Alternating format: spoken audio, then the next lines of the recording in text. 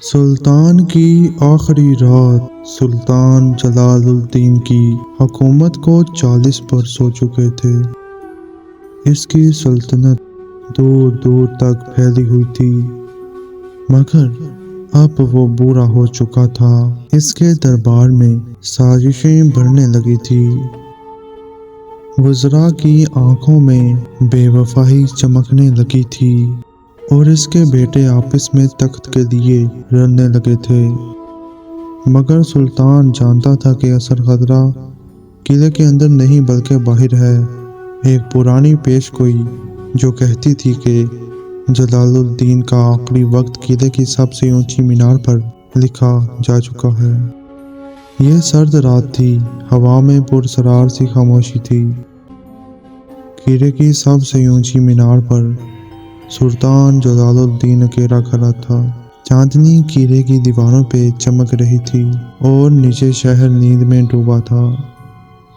سلطان کی نظریں دور گھنے جنگل پر جمی تھی، جہاں سے ایک سایہ حرکت کر رہا تھا۔ یہ وقت آ گیا، سلطان نے خود سے سوال کیا۔ اچانک مینار کے دروازے پر دھیرے سے قدموں کی آہٹ سنائی دی۔ سلطان پلٹا تو سامنے اس کا سب سے قابل اعتماد وزیر ناصر الدین کھڑا تھا، مگر آج اس کی آنکھوں میں وہ وفاداری نہ تھی جو برسوں سے نظر آتی تھی۔ ناصر الدین کے ہاتھ میں ایک خنجر تھا، چمکتا ہوا، زہر میں ڈوبا ہوا خنجر تھا۔ بادشاہ سلامت، پیش گوئی سچ ہونے کا وقت آ گیا ہے، ناصر الدین کی آواز میں سرد مہری تھی۔ سلطان جلال الدین نے ایک لمحے کو آنکھیں بند کی، پھر ایک زوردار قہقہ لگایا۔ تو یہ ہے میرا انجام۔ میں نے سوچا تھا کہ کوئی دشمن میری گردن لے گا، مگر یہ تو میری اپنی سلطنت کا بیج تھا جو زہر نکال لایا۔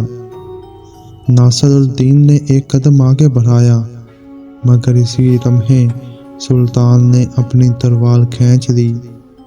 چاندنی میں چمکتی تلوار اور خنجر آپس میں ٹکرائے، دھاتی چنگاریاں اڑنے لگی، مینار کے فصیل پر ان کے سائے ہلنے لگے۔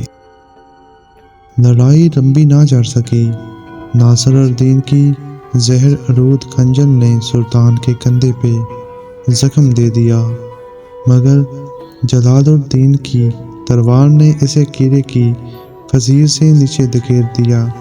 ایک چیخ گونجی اور وزیر اندھیری کھائی میں جا گرا، زخموں سے چور۔ سلطان فصیل سے ٹیک لگا کر بیٹھ گیا۔ اس نے آسمان کی طرف دیکھا، چاند اب بھی چمک رہا تھا، ستارے ویسے ہی ٹمٹما رہے تھے جیسے اس کے بچپن میں تھے۔ پیش گوئی سچ ہو چکی تھی، سلطان واقعی اپنی زندگی کی آخری رات قلعے کی سب سے اونچی مینار پر گزار رہا تھا۔ اگلی صبح جب درباری مینار پر پہنچے تو وہاں جلال الدین کا جسم بے جان پڑا تھا، مگر اس کا چہرہ مسکراتا تھا جیسے وہ تقدیر کی بازی جیت چکا ہو۔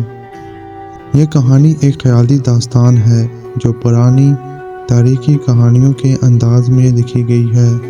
اس کا کسی حقیقی واقعہ، شخصیت یا تاریخ سے کوئی تعلق نہیں، یہ صرف تفریح اور دلچسپی کے لیے پیش کی گئی ہے، لہٰذا اسے حقیقت نہ سمجھا جائے۔